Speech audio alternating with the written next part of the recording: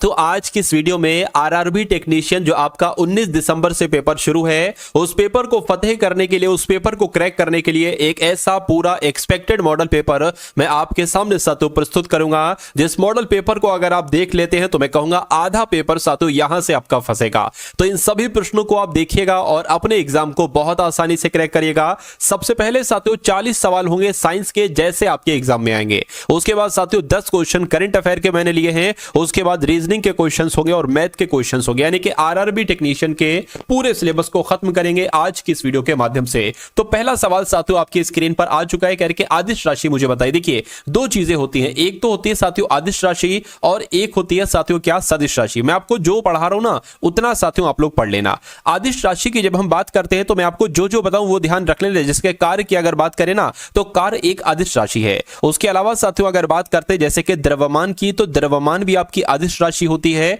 दूरी भी साथियों आपकी आदिश राशि होती है। उसके अलावा जैसे कि समय हो गया, ठीक है ना, समय हो गया, ये भी साथियों क्या, आदिश राशि होती है। तो अगर मैं यहां पर से कहूं कि इसमें से आदिश राशि कौन सी है, तो मैं कहूंगा जो ऑप्शन नंबर ए वाली है ना, ये आदिश राशि है। बल्कि ये अगर बात करें वेग कैसी राशि है, सदिश राशि है। बल कैसी राशि है, सदिश राशि है। और त्वरण कैसी राशि है साथियों, सदिश राशि है। तो इतनी जानकारी आपको होना चाहिए। अब उसके बाद देखिए अगला सवाल आपकी स्क्रीन पर कह रहे कि आर्द्रता किससे मापी जाती है बताइए। तो मैं कहूंगा जो हाइग्रोमीटर होता है ना साथियों, हाइग्रोमीटर, इसके द्वारा आर्द्रता मापी जाती है। अगर आपसे पूछा जाए कि थर्मामीटर के द्वारा क्या चेक किया जाता है, तो साथियों टेंपरेचर को चेक किया जाता है, ताप को चेक किया जाता है। और वायु दाब, क्या साथियों अगर आपसे पूछा जाए वायु दाब मापना किससे चेक किया जाता है, वायु दाब किससे चेक किया जाता है, तो मैं कहूंगा बैरोमीटर से चेक किया जाता है। और अगर हाइड्रोमीटर की जब हम बात करते हैं साथियों, जो द्रव्यों का अपेक्षित घनत्व होता है ना, द्रव्यों का अपेक्षित घनत्व, इसको हाइड्रोमीटर के द्वारा साथियों चेक किया जाता है। अब अगला सवाल देखिए,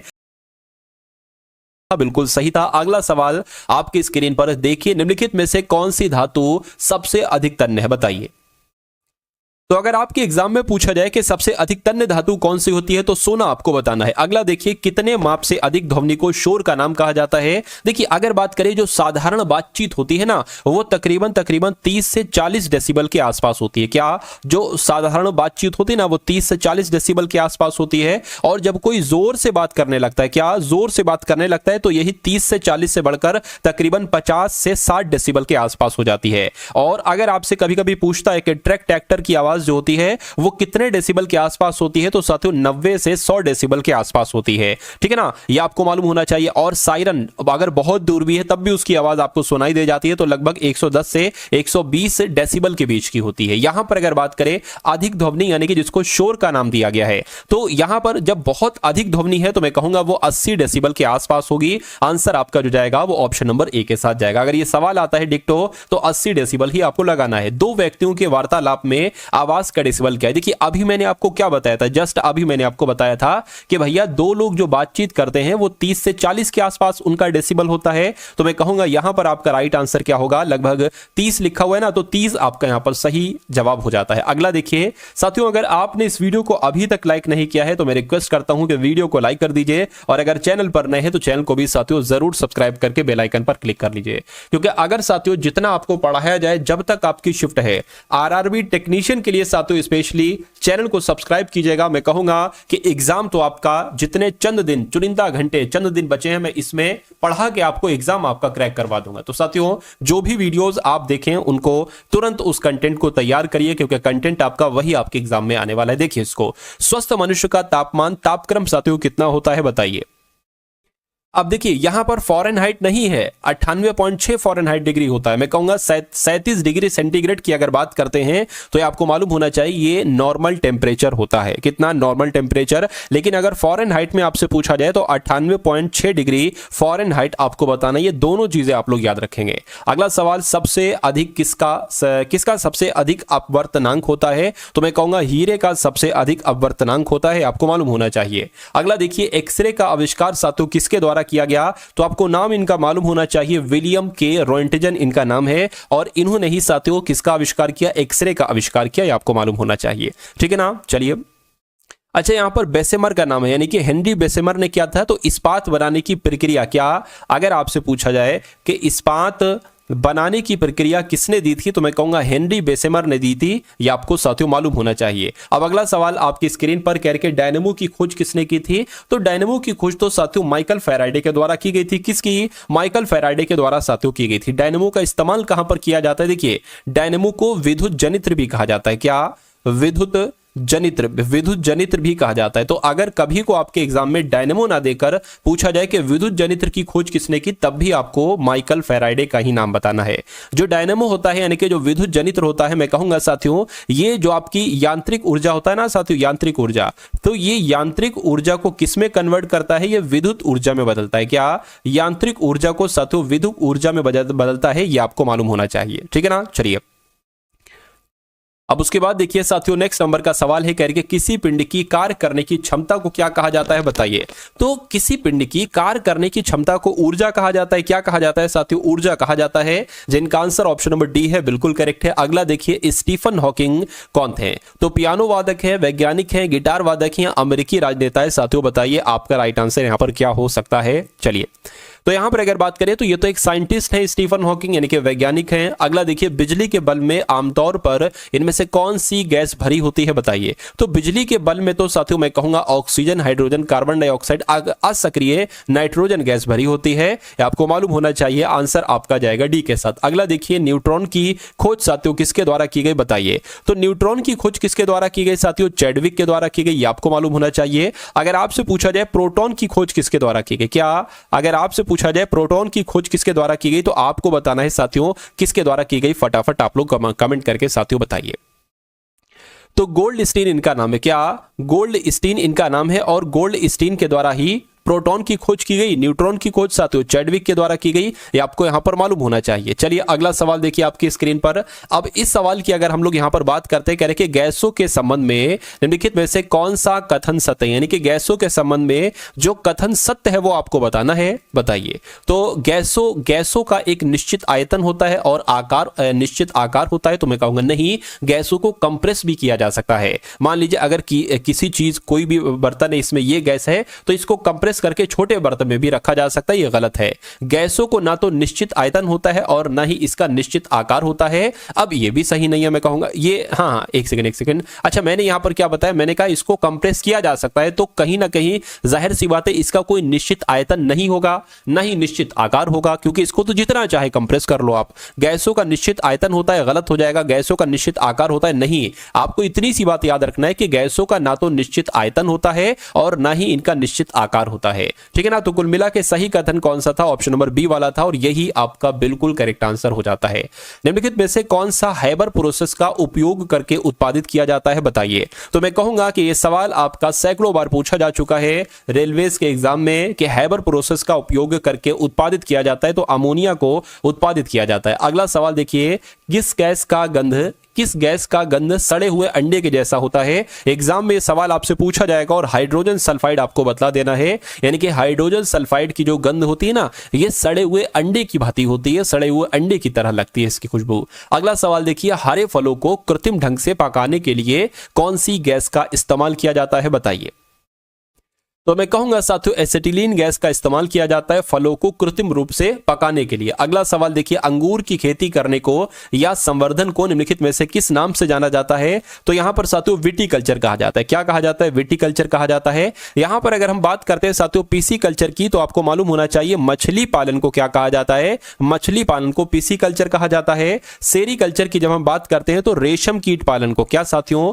रेशम कीट पालन को क्या कहा जाता है? सेरीकल्चर कहा जाता है। यह भी आपको मालूम होना चाहिए। और हॉर्टिकल्चर की अगर बात करें तो साथियों बागवानी को क्या कहा जाता है? बागवानी को हॉर्टिकल्चर कहा जाता है। और विटीकल्चर मैंने आपको बता दिया कि अंगूर की खेती को विटीकल्चर कहा जाता है। अब अगला सवाल देखिए आपकी स्क्रीन पर है, कह रहे जीव की आंतरिक संरचना का अध्ययन करने वाले शास्त्र को क्या कहा जाता है? तो यहां पर आपका शरीर रचना विज्ञान कहा जाएगा। जीव की आंतरिक संरचना का अध्ययन करने वाले शास्त्र को क्या कहा जाएगा साथियों? शरीर रचना विज्ञान कहा जाएगा। यह आपको मालूम होना चाहिए। अच्छा, आपसे पूछा जाता है, मैं आपको बता देता हूं, चींटी के अध्ययन को क्या कहा जाता है? क्या अगर आपसे पूछा जाए चींटी के अध्ययन को क्या कहा जाता है तो साथियों मर्मिकोलॉजी कहा जाता है। क्या आप लोग ध्यान रखेंगे साथियों, मर्मिकोलॉजी कहा जाता है, ये आपको मालूम होना चाहिए, ठीक है ना। अब अगला सवाल देखिए, कह रहे कोशिका में निम्न में से कौन सी पाचन थैली कहलाई जाती है।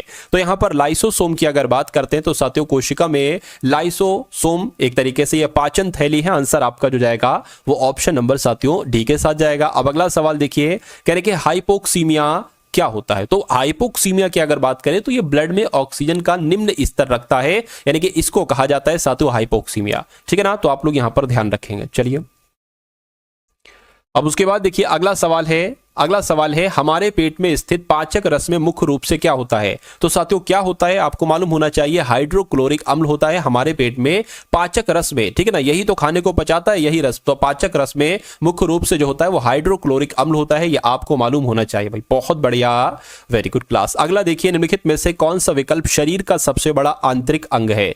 तो शरीर का सबसे बड़ा आंतरिक अंग जो है ना वो साथियों जिगर है। जिगर की जगह पर अगर यकृत आ जाए तो यकृत लगा देना, ठीक है ना। चलिए उसके बाद देखिए अगला नंबर का सवाल है मानव शरीर में रक्त संचार तंत्र की खोज। ये बहुत इंपॉर्टेंट क्वेश्चन कह रहे हैं, रक्त संचार तंत्र की खोज किसने की, यानी कि करने वाले सबसे पहले व्यक्ति कौन थे। तो विलियम हार्वे इनका नाम है, और विलियम हार्वे ने ही मानव शरीर में रक्त संचार तंत्र की खोज करने वाले यही सबसे पहले व्यक्ति हैं। अब उसके बाद देखिए रक्त समूह ओ को क्या कहा जाता है, यानी कि जो ब्लड ग्रुप ओ है ना साथियों, इसको सार्वजनिक दाता कहा जाता है। क्या कहा जाता है साथियों, सार्वजनिक दाता कहा जाता है, ये आपको मालूम होना चाहिए। और सार्वजनिक ग्राही किसे कहा जाता है, तो ब्लड ग्रुप एबी को। क्या ब्लड ग्रुप एबी को क्या कहा जाता है, पूछा जाए तो ब्लड ग्रुप एबी को सार्वजनिक ग्राही कहते हैं। और ब्लड ग्रुप ओ को क्या कहा जाता है, तो सार्वजनिक दाता कहा जाता है। ये दोनों बातें आपको यहां पर मालूम होना चाहिए। ब्लड ग्रुप की खोज कब की गई, तो 1900 में की गई। और किसके द्वारा की गई साथियों, तो लैंड स्टीनर के द्वारा की गई। किसके द्वारा, लैंड स्टीनर के द्वारा की गई, ये बात भी आपको मालूम होना चाहिए। अगला देखिए फेफड़ों की बाहरी आवरण की परत को साथियों क्या कहा जाता है, तो फुफ्फुस आवरण कहा जाता है। क्या कहा जाता है, जो फेफड़ों की बाहरी आवरण परत होती है ना, इसको फुफ्फुस आवरण कहा जाता है। आंसर आपका अगर है ऑप्शन नंबर ए के साथ तो मैं कहूंगा आंसर आपका बिल्कुल करेक्ट है। नेक्स्ट नंबर का सवाल है निम्नलिखित में से कौन मानव शरीर की सबसे छोटी हड्डी होती है, यानी कि छोटी हड्डी के बारे में आपसे पूछा जा रहा है कि सबसे छोटी हड्डी जो होती है ना वो शरीर के कान में होती है, और उस हड्डी का नाम क्या है, स्टेपीज उस हड्डी का नाम है, ये आपको साथियों मालूम होना चाहिए, ठीक है ना। चलिए अब उसके बाद देखिए खाना बनाते समय निम्नलिखित में से कौन सा विटामिन अत्यधिक ताप की वजह से आसानी से नष्ट हो जाता है। तो मैं कहूंगा विटामिन सी। अगर ऐसा सवाल आपसे पूछा जाए तो विटामिन सी आपको साथियों बता देना है।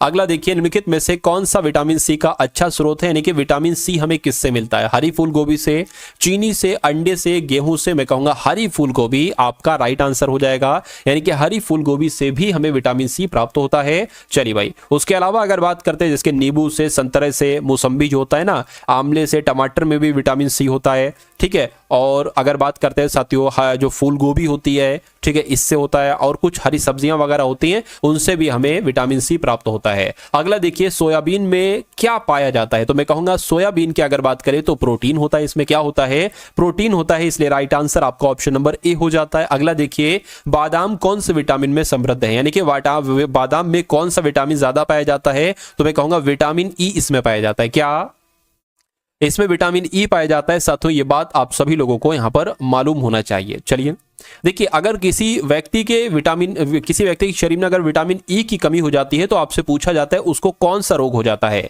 तो बंध्यता रोग हो जाता है। क्या साथियों, ठीक है, बंध्यता यहां पर लिखा जा सकता है, बंध्यता नामक रोग हो जाता है। ये बंध्यता क्या होता है, तो इसको बांझपन कहा जाता है। क्या कहा जाता है साथियों, इसको बांझपन कहा जाता है। ये पुरुष में भी हो सकता है और स्त्री में भी हो सकता है, तो ये विटामिन ई की कमी से होता है, ठीक है ना। और विटामिन ई किस में पाया जाता है साथियों, बादाम में पाया जाता है। नेक्स्ट नंबर का सवाल है आपकी स्क्रीन पर, कह रहे निम्नलिखित में से सही सुमेलित नहीं है, तो आपको बताना है कौन सा सही सुमेलित नहीं है साथियों, बताइए।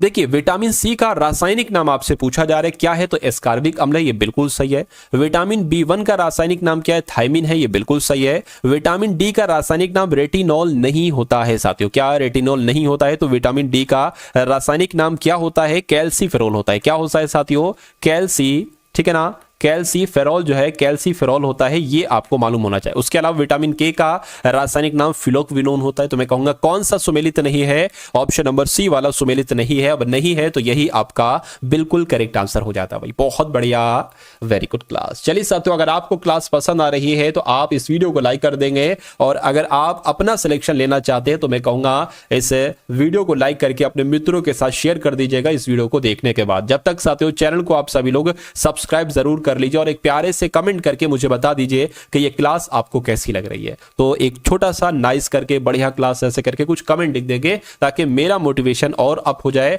और मेरा मोटिवेशन साथियों अगर अप होता है तो अगली क्लास में आपके लिए और मोटिवेटेड होकर बनाऊंगा और बढ़िया एक्सपेक्टेड क्वेश्चन लेकर आऊंगा, ताकि कम मेहनत के साथ आपका एग्जाम साथियों क्लियर हो। ठीक है ना? यानी कि मुझे जितनी बैकग्राउंड में मेहनत करना पड़े मैं करूंगा, लेकिन आपका इस बार ये एग्जाम बहुत 100% साथियों एग्जाम को क्रैक करके रहूंगा। देखिए, तो स्कर्वी रोग किस विटामिन की कमी से होता है? आपने देखा होगा स्कर्वी रोग हो जाता है साथियों तो विटामिन सी की कमी से हो जाता है, यह आपको यहां पर मालूम होना चाहिए। ठीक है ना? चलिए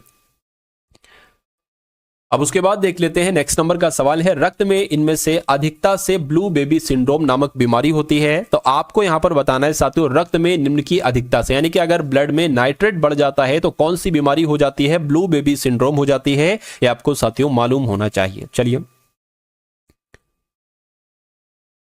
निम्नलिखित में से वह पौधा कौन सा है जो अपने भोजन के लिए कीटों को पकड़ लेता है? तो इसका नाम क्या है? यूट्रिकुलेरिया है। क्या यूट्रिकुलेरिया पौधा जो है ना, ये अपने भोजन के रूप में जो इसके आसपास कीड़े होते हैं ना, उसको ही खा जाता है, ये उसको ही गायब कर जाता है।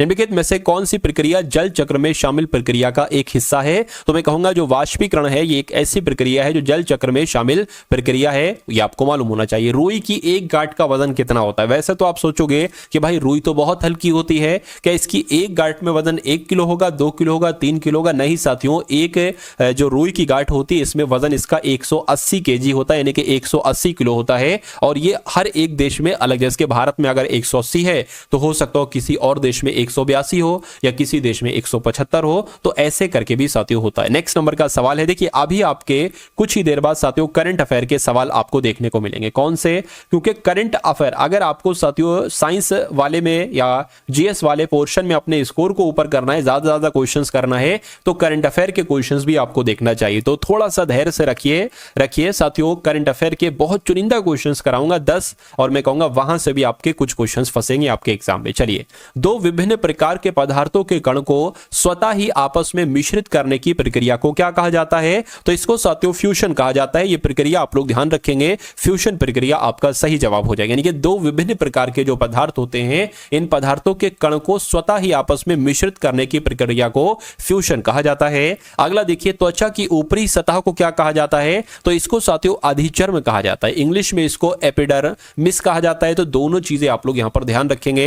अगला सवाल साथियों, यहां पर अगर बात करें, अब करंट अफेयर के सवाल देख लीजिए। आपके विज्ञान के 40 सवाल आएंगे, जैसे मैंने कराया बहुत सारे सवाल आपको देखने को मिलेंगे, और उसके बाद 10 क्वेश्चन करंट अफेयर के देखेंगे, और उसके बाद साथियों हम लोग रीजनिंग पर बढ़ जाएंगे, रीजनिंग को देखेंगे और मैथ को भी यहां पर देखेंगे। चलिए, तो कह रहे कि जलवायु कोष का निदेशक किसे नियुक्त किया गया है? तो इनका नाम है शेख डियोंग, और शेख डियोंग को ही जलवायु कोष का निदेशक नियुक्त किया गया है। अगला देखिए, किसने सिंगापुर ग्रैंड प्रिक्स 2024 जीती है? तो इनका नाम है लैंडो नॉरिस, और लैंडो नॉरिस ने ही सिंगापुर ग्रैंड प्रिक्स 2024 जीती है। उसके बाद देखिए, प्रधानमंत्री मोदी ने कहा भारतीय वाणिज्य दूतावास खोलने की घोषणा की है? तो मैं कहूंगा साथियों कहां पर यह घोषणा की है नरेंद्र मोदी के द्वारा? फटाफट आप लोग यहां पर साथियों बता देंगे मुझे। चलिए भाई,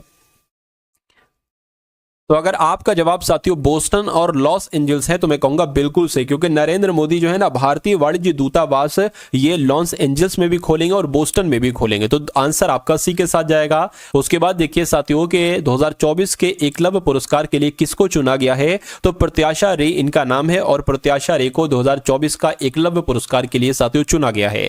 मनकिडिया समुदाय को किस राज्य ने विशेष आदिवासी समूह का दर्जा दिया है? तो मैं कहूंगा मनकिडिया समुदाय ये ओडिशा राज्य ने विशेष आदिवासी समूह का दर्जा दिया है किसको? मनकेडिया समुदाय को। उसके बाद देखिए भारत से हथियारों का सबसे बड़ा आयातक देश बनकर उभरा है, तो किस देश की बात चल रही है? आर्मेनिया देश की बात चल रही है। आंसर आपका बी हो जाता है। अगला देखिए 55वां भारतीय अंतर्राष्ट्रीय फिल्म महोत्सव का आयोजन साथियों कहां पर किया गया है? तो गोवा में किया गया। कहां पर किया गया है साथियों? गोवा में किया गया है। उसके बाद देखिए कि जारी एशिया पावर सूचकांक में कौन शीर्ष पर रहा है? तो मैं कहूंगा साथियों कौन शीर्ष पर रहा है? अमेरिका शीर्ष पर रहा है। राइट आंसर आपका ऑप्शन नंबर सी हो जाता है। किसे हैदराबाद स्थित सरदार वल्लभ भाई पटेल राष्ट्रीय पुलिस एकेडमी का प्रमुख नियुक्त किया गया है? तो साथियों किसको नियुक्त किया गया है? अमित गर्ग को नियुक्त किया गया है। हैदराबाद में जो स्थित है सरदार वल्लभ भाई पटेल राष्ट्रीय पुलिस एकेडमी, इसका प्रमुख नियुक्त किया है अमित गर्ग जी को। अगला देखिए हरिणी अमर सूर्या को किस देश का प्रधानमंत्री नियुक्त किया गया? तो किस देश का साथियों प्रधानमंत्री नियुक्त किया गया है? मैं कहूंगा श्रीलंका का, यानी कि हरिणी अमर सूर्या को श्रीलंका देश का प्रधानमंत्री नियुक्त किया गया है। यह आपको साथियों मालूम होना चाहिए। अब उसके बाद देखिए साथियों अब रीजनिंग के यहां पर क्वेश्चंस आपके सामने आ चुके हैं। अब बहुत तेजी के साथ साथियों रीजनिंग के क्वेश्चंस को हम लोग देखेंगे और उसके बाद मैथ के क्वेश्चंस को देखेंगे। देखिए यहां पर साथियों पृथ्वी वन और आरेख का वृक्ष का आरेख आपको पता करना है। तो मैं कहूंगा पृथ्वी ये हो जाएगा, वन ये हो गया, और कुछ वन जो है ना एक तरीके से वृक्ष वन के अंतर्गत आ जाएंगे। तो कुछ इस टाइप का बनेगा और ऐसा कहां पर बना हुआ है? ऑप्शन नंबर बी में बना हुआ है। अगला देखिए 11 से 121 हो गया, 17 से क्या होगा? तो मैं कहूंगा 11 का स्क्वायर है 121 है, 17 का क्या होता है? 289 होता है। तो 289 कहां पर लिखा? ऑप्शन नंबर बी में लिखा हुआ है। अगला देखिए SLAM को इतना लिखा जाता है, TOY को इतना लिखा जाता है, तो क्लियर को साथियों क्या लिखा जाएगा बताइए। देखिए ऐसा तो नहीं कि CLER का कोड यहां पर कहीं लिखा हो, तो C यहां नहीं है, यहां नहीं है, कोई दिक्कत नहीं। अब देखिए S होता है आपका 19 पर, यह लिखा हुआ है 57, तो 19 की 3 से गुणा करोगे तभी तो 57 आएगा। L लिखा हुआ है 12 पर, 12 3 36, तो मैं कहूंगा C की 3 से गुणा करेंगे 9 आएगा। L 12 पर होता है, 12 3 36 हो गया, 5 3 15 हो गया, 1 की 3 से 3 आ गया, 18 3 54 हो जाएगा। मैं कहूंगा 54 अंत में यहां पर लिखा हुआ है और 93 शुरू में यहां पर लिखा हुआ है, तो आंसर आपका ऑप्शन नंबर सी के साथ जाएगा। भाई बहुत बढ़िया, वेरी गुड क्लास। अगला सवाल देखिए आपके स्क्रीन पर है साथियों, इसको मैं बड़ा कर देता हूं, 1 सेकंड रुकिए। ये देखिए अब आपको साथियों क्लियरली यहां पर दिख रहा होगा। आपको इतना काम करना है साथियों, DLGN बना है और PXSZ बना है, HPKR बना है, तो T से बताने के यहां पर साथियों क्या बनेगा? WD यहां पर। देखिए यहां पर अगर बात करें, अगर आप थोड़ा सा इसको ध्यान से देखेंगे ना, तो आप पाएंगे D 4 पर होता है, L 12 पर होता है, G 7 पर होता है, N 14 पर होता है, P 16 पर होता है, X आपका 24 पर होता है, S 19 पर होता है, Z 26 पर होता है। देखिए 4 से 12 हो गया यानी कि 8 बढ़ाया गया, 16 से 24 हो गया यानी 8 बढ़ाया गया, 7 से 14 हुआ 7 बढ़ाया गया, 14 से ये 26 हुआ, सॉरी 19 से 26 हुआ, मैं कहूंगा 7 बढ़ाया गया। यहां पर भी यही है मैटर लगाओ, तो यहां पर भी कर दो। 20 है, 8 बढ़ाएंगे तो 28 हो जाएगा, 28 का मतलब होता है साथियों B। और उसके बाद अगर बात करते हैं W 23 पर होता है, D 4 हो गया यानी कि यहां पर भी कितना बढ़ाया गया? 7 बढ़ाया गया है। अरे भाई इधर का 3 और इधर का 4 7, तो मैं कहूंगा बी हमारा आ चुका है। बी कौन सा ऑप्शन में? ऑप्शन नंबर डी वाले में। अगला देखिए कह रहे CALM को DCOQ बनाया जाता है, तो COOK को क्या बनाया जाएगा? देखिए ये C से D हो गया 1 बढ़ाया गया, A से C हो गया 2 बढ़ाया गया, L से O हो गया 3 बढ़ाया गया, M से Q हो गया 4 बढ़ाया गया। तो मैं कहूंगा यहां पर 1 बढ़ाएंगे तो D आ जाएगा, 2 बढ़ाएंगे तो Q आ जाएगा, उसके बाद क्या आ जाएगा साथियों?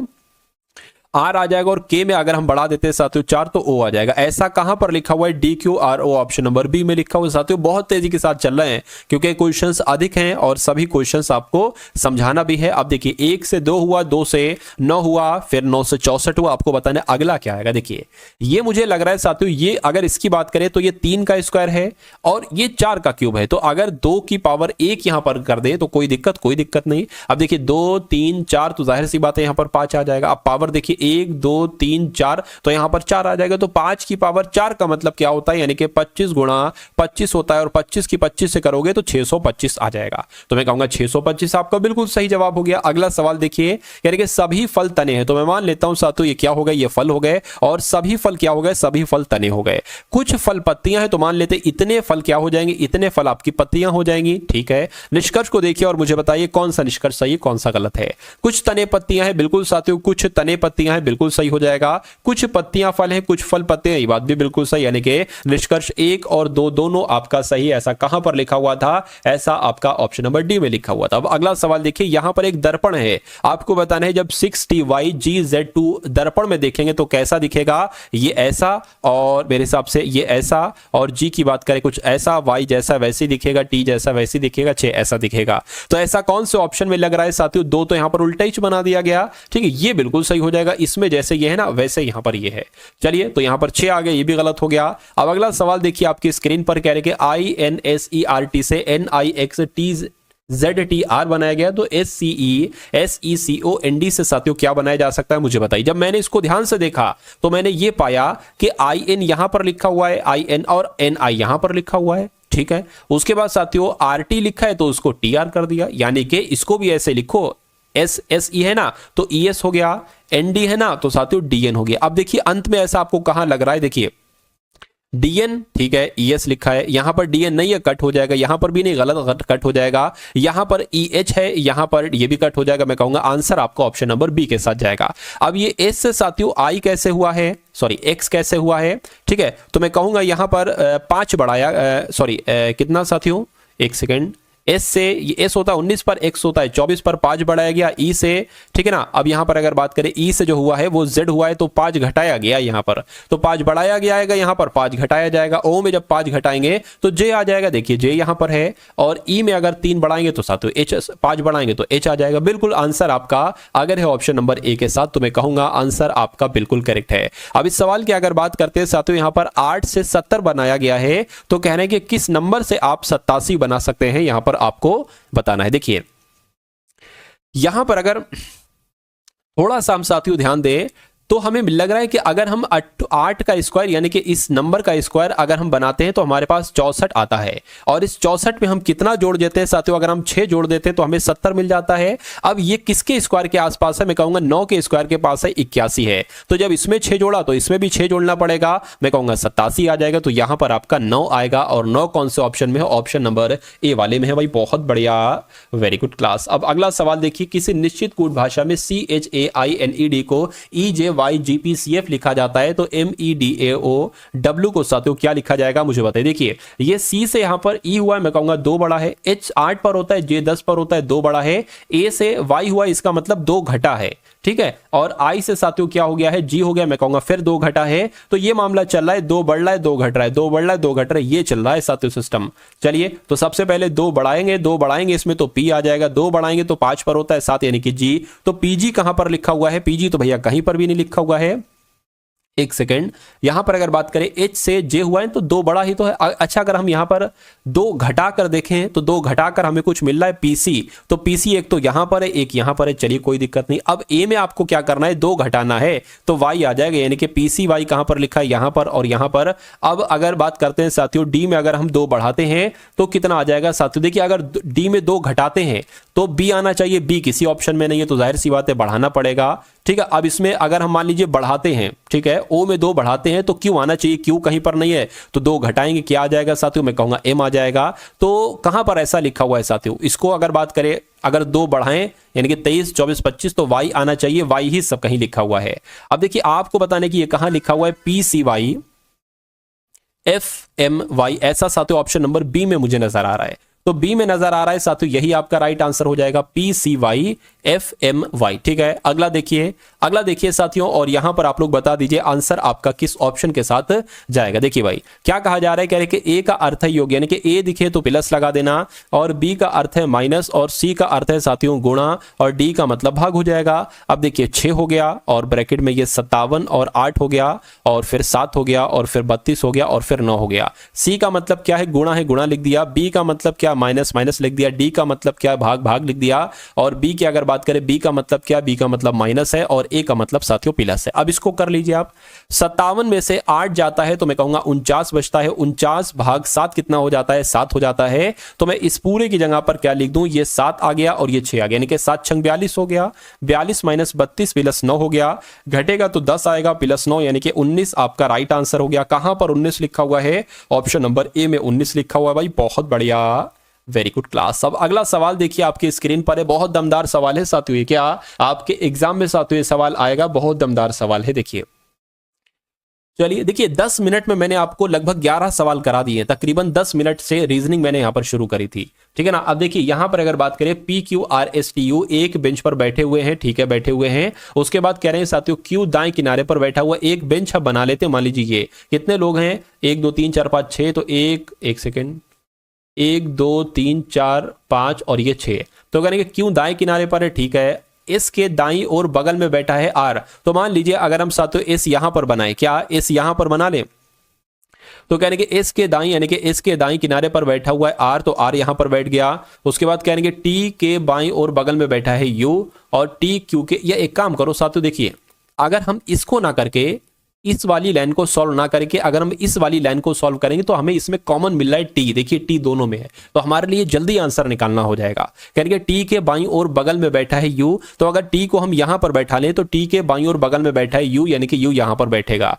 Q के बाईं और बगल में बैठा है T, यानी कि Q, जाहिर सी बात है फिर Q यहां पर बैठेगा, Q के बाईं और बगल में T बैठा है। यानी कि P जो है ना ये S के बाईं और बगल में बैठा है, तो P, ठीक है, P जो है ना ये S के बाईं और बगल में बैठा है, ठीक है। अब इसको देखिए जरा, कह रहे कि Q दाएं किनारे पर बैठा है, यानी कि इसके इधर को कोई नंबर नहीं हो सकता, कोई लेटर नहीं हो सकता, तो वहां से एक हटाया तो जाहिर सी बात है इधर एक बढ़ाएंगे। कह रहे कि S के दाईं और बगल में बैठा है कौन, R, तो S के दाईं और बगल में बैठा है। देखिए अगर हम साथियों S को यहां पर बैठा लें, ठीक है ना, S को अगर यहां पर बैठा लें तो जाहिर सी बात है R यहां पर आएगा। चलिए कहने कि T के बाईं और बगल में बैठा है U, तो T के बाईं और बगल में बैठा है U हो गया। Q के बाईं और बगल में बैठा है T, ये भी हो गया। P के बाईं और बगल में बैठा है S के बाईं और बगल में बैठा है P, तो S के बाईं और बगल में बैठा है P, यानी कि P यहां पर आएगा, S यहां पर आएगा और R यहां पर आएगा। तो 6 को बैठा दिया। बाएं किनारे पर कौन बैठा है, मैं कहूंगा P बैठा है, तो P आपका यहां पर बिल्कुल करेक्ट आंसर हो जाता है भाई, बहुत बढ़िया, वेरी गुड क्लास। अगला सवाल आपकी स्क्रीन पर, इस सवाल को देखिए, इसको थोड़ा सा मैं क्या कर देता हूं, जूम कर देता हूं। देखिए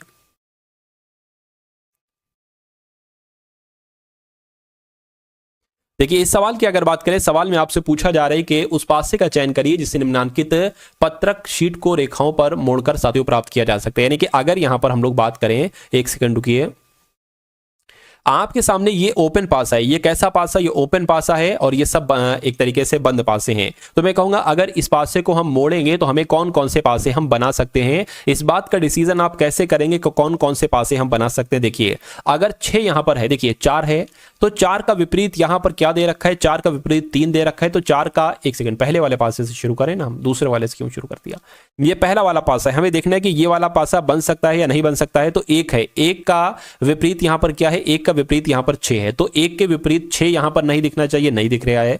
2 का विपरीत क्या है, 2 का विपरीत 5 है, 2 का विपरीत हमें 5 यहां पर नहीं दिखना चाहिए, ठीक है। 4 है, 4 का विपरीत 3 है, तो 4 का विपरीत 3 नहीं दिखना चाहिए, नहीं दिख रहा है, तो मैं कहूंगा ये वाला पासा बन जाएगा, बन जाएगा। इसकी बात करें तो साथियों 4 का विपरीत क्या है, 3 है, तो दिख रहा है 4 का विपरीत 3, तो ये नहीं बन पाएगा। 2 का विपरीत क्या है, 2 का विपरीत साथियों 5 है, नहीं दिख रहा है। 1 का विपरीत क्या है, 1 का विपरीत साथियों 6 है, 1 का विपरीत 6 नहीं दिख रहा है। उसके अलावा 3 का विपरीत क्या है, 4 नहीं दिख रहे, यानी कि ये वाला पासा भी बन जाएगा। और 1 का विपरीत यहां पर 6 है और ये दिख रहा है, तो ये भी नहीं बन पाएगा। मैं कहूंगा ए वाला बन जाएगा, और यानी कि ये बन जाएगा और सी वाला बन जाएगा। आंसर आपका ऑप्शन नंबर बी के साथ जाएगा भाई, बहुत बढ़िया, वेरी गुड क्लास। अब अगला सवाल देखिए साथियों, यहां से आपके मैथ के क्वेश्चन से स्टार्ट हो चुके हैं। कौन से क्वेश्चन साथियों, सभी के सभी मैथ के बहुत शानदार क्वेश्चंस हैं, आपकी स्क्रीन पर से गुजरेंगे। देखिए भाई,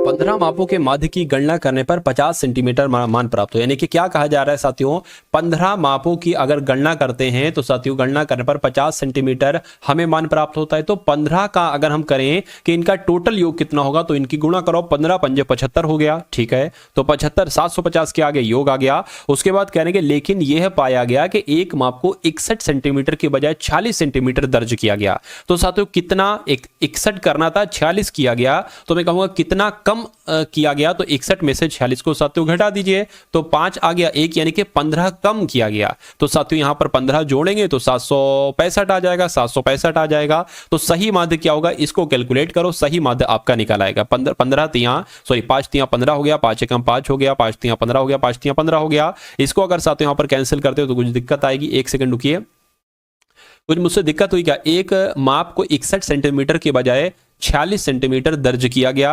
तो सही माप क्या होगा? 61 में से 46 घटाएंगे, 11 में से 6 जाएगा, 5 बचेगा, यहां पर 1 बचेगा, 750 में 765 हो जाएगा साथियों। इसकी अगर 15 से भाग करते हैं तो 15 तिया 5 तिया आपका 15 हो गया और 5 से कम 5 हो गया। अच्छा 2 जाएगा, 1 सेकंड रुकिए भाई, ठीक है, नीचे 3 आ गया, 5 से कम 5 आ गया, 5 पंजे 25 आ गया, ठीक है, और 5 तिया 15 ये होगा। तो मैं कहूंगा 3 पंजे 15, 3 एकम 3, तो 51 आपका क्या आएगा? सही माध्य आएगा। तो इस प्रकार जिनका आंसर ऑप्शन नंबर किसके साथ है? ऑप्शन नंबर ए के साथ है। मैं कहूंगा आंसर आपका यहां पर बिल्कुल करेक्ट हो जाता है भाई, बहुत बढ़िया, वेरी गुड क्लास।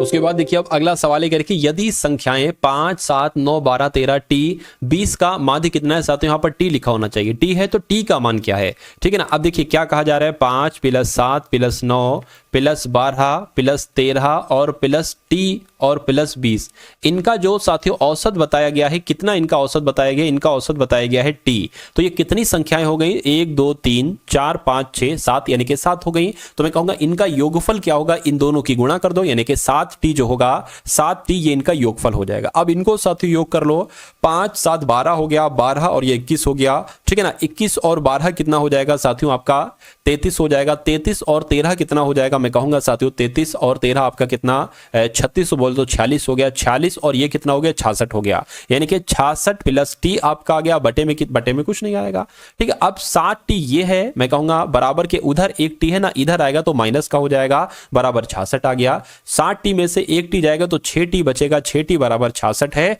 और फिर t बराबर क्या आ जाएगा? 66/6 आ जाएगा। कैंसिल करोगे तो t बराबर साथियों 11 आ जाएगा। यहां पर पूछा गया था कि t का मान क्या होगा? t का मान 11 निकला है, इसलिए जिनका आंसर यहां पर है ऑप्शन नंबर ए के साथ, मैं कहूंगा आंसर आपका बिल्कुल करेक्ट हो जाता है भाई, बहुत बढ़िया, वेरी गुड क्लास। अब अगला सवाल देखिए, कह रहे कि इसको मैं थोड़ा सा बड़ा कर लेता हूं, 1 सेकंड रुकिए।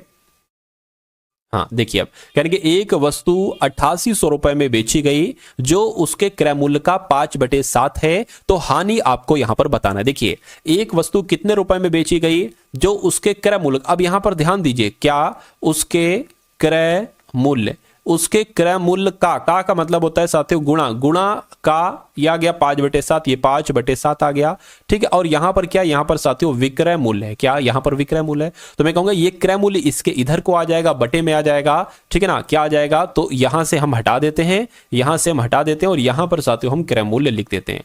तो हमें इतना समझ में आया कि जब क्रय मूल्य 7 है तो विक्रय मूल्य 5 होगा, क्योंकि यहां पर हानि हो रही है। अरे भाई कोई चीज अगर 7 रुपए में आपने खरीदी है और 5 रुपए में बेचोगे तो हानि ही तो होगी। तो कहने कि वो कितनी हानि हुई है? तो मैं कहूंगा साथियों 2 की हानि हुई है, ठीक है ना। कितने की हानि हुई है? 2 की हानि हुई है, ठीक है। अच्छा अब एक चीज यहां पर ये देख लीजिए कि जो विक्रय मूल्य बताया गया वो 8800 बताया गया, यानी कि 5 की वैल्यू कितनी है? 8800 है।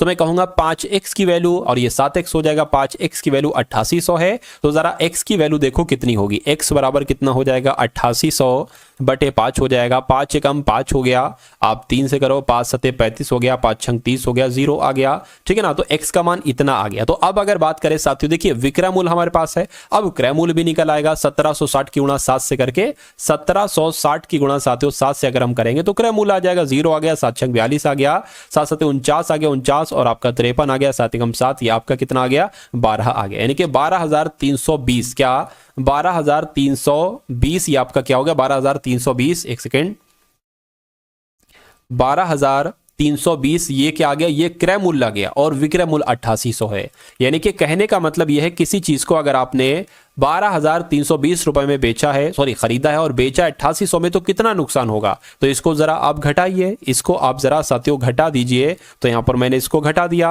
0 आ गया, 2 आ गया, 13 में से 8 जाएगा, 5 बचेगा, 11 में से 8 जाएगा, 3 बचेगा। तो इसको इतना का नुकसान हो गया, बस आपको इसको ही आपको प्रतिशत में बदलना है। तो गुणा हम 100 कर देंगे, नीचे क्या आ जाएगा? नीचे क्रय मूल्य आ जाएगा। क्रय मूल्य कितना है? 12320 है। तो इस 0 से आपका ये 0 कैंसिल हो जाएगा, 2 से अगर कट करे 2 छंग 12 हो गया, ठीक है, 2 एकम 2 हो गया, 2 छंग 12 हो गया। इसको अगर कट करे 2 एकम 2 और 2 सत्ते 14 हो गया, एक सेकंड, 2 सत्ते 14 हो गया, 2 छंग 12 ये आ गया। अब थोड़ी सी जगह मुझे चाहिए है, क्या थोड़ी सी मुझे जगह चाहिए, इसलिए मैं इसको हटा देता हूं। कितना आ गया? 1760 आ गया बटे 600, 16 आ गया, गुणा आपका कितना है 10 बचा है, यहाँ पर गुणा 10 बचा है। चलिए 2 से और एक बार कट करते हैं यहाँ पर जरा, 2 3 6 और 0, 2 8 16 हो गया, 2 8 16, 2 8 16, 0 0 हो गया यहाँ पर, ठीक है ना। अब इसको साथियों आपको कैलकुलेट करना है, थोड़ा सा और कैलकुलेट करिए। 2 चौक 8, 2 चौक 8, डबल 0 हो गया, यहाँ पर 15 आ जाएगा, ये आपका आ गया। इतनी बात क्लियर है। और कट करेंगे, और कट कर लीजिए, क्या दिक्कत है, ठीक है। इसको अगर कट करें तो ये 2200 आ जाएगा, 2200 आ गया, बटे में क्या आ गया, ये यहाँ एक सेकेंड, हाँ ये क्या आ गया, 2 सत्ते 14 और 2 सत्ते 14, इतनी बात क्लियर है। 11 से करेंगे, 11 दूना 22 और 11 सत्ते 70, ये आपका इतना आ चुका है। तो बस यही तो आपका आंसर है।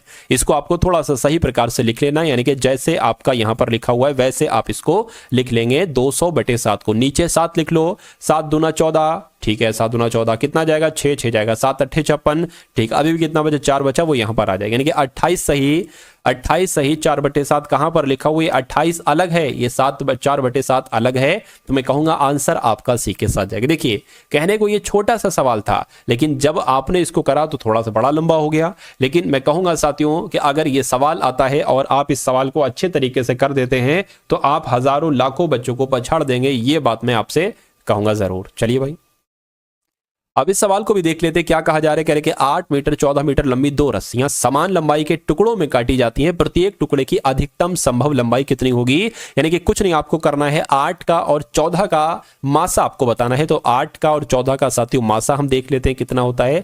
2 से कट कर 2 चौक और 2 सत्ते, अब इससे ज्यादा नहीं हो सकता क्योंकि फिर इसको हमें 4 से कट करना पड़ेगा, फिर इसको 7 से कट करना पड़ेगा, तो यहीं पर थम जाएंगे और 2 मीटर आपका राइट आंसर हो जाएगा। यानी कि 8 मीटर 14 मीटर लंबी 2 रस्सियां हैं, इनको समान लंबाई के टुकड़ों में काटा जाना और प्रत्येक टुकड़े की अधिकतम लंबाई कितनी हो सकती है, तो 2 मीटर हो सकती है। अगला सवाल आपके स्क्रीन पर साथियों देखिए और मुझे आप लोग यहां पर बताइए कि आपका यहां पर जो राइट आंसर हो सकता है वो किस ऑप्शन के साथ जाएगा। साथियों जिन्होंने वीडियो को लाइक नहीं किया, मैं रिक्वेस्ट करूंगा कि वीडियो को आप लोग लाइक कर दीजिए और वीडियो को अगर शेयर नहीं किया तो इस वीडियो को देखने के बाद साथियों वीडियो को आप लोग शेयर भी अवश्य कर देंगे। चलिए भाई कह रहे कि एक व्यक्ति एक निश्चित दूरी को 60 किलोमीटर प्रति घंटा की चाल से तय करता है और वापसी उसकी, यानी कि मान लीजिए कोई दूरी है, जब ये जाता है तो 60 किलोमीटर प्रति घंटा की चाल से जाता है, वापस आता है तो 40 किलोमीटर प्रति घंटा की चाल से वापस आता है। कह रहे कि पूरी यात्रा के लिए उसकी औसत चाल क्या है। देखिए औसत चाल का एक सूत्र होता है, मैं आपको कई बार बता चुका हूं। औसत चाल का सूत्र क्या होता है साथियों, औसत चाल बराबर क्या होती है, 2xy बटे x + y। ये x क्या है, पहली चाल, y क्या है, दूसरी चाल। तो कर देंगे साथियों 2 गुणा पहली चाल गुणा दूसरी चाल बटे क्या हो जाएगा, दोनों को जोड़ना है तो साथियों 100 हो गया।